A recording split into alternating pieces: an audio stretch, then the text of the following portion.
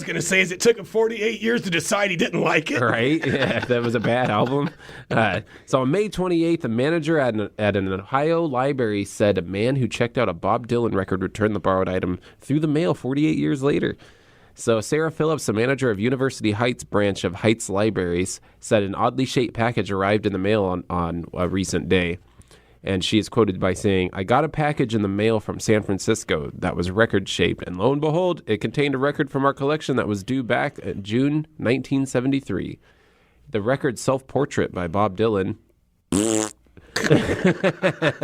had been checked out by Howard Simon." Howard, you really got to up your musical game here, bro. I wonder if it was Howard Simon that returned it. Yeah, right? So here, Howard Simon, when he was an 8th grader, checked the record out while at Wiley Middle School in Cleveland Heights.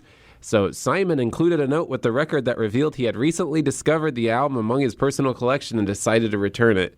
And he is quoted by saying, "As a recent retiree, I am taking the opportunity to turn my attention to some of the many vengeance of my life that I didn't,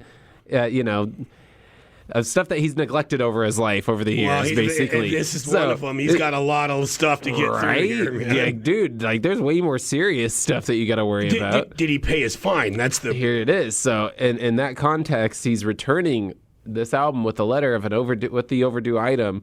And it's, about 17,480 days overdue. Wow. At the time of that letter. So Phillips said Simon included a $175 donation with the record, as well as a copy of his own album, Western Reserve.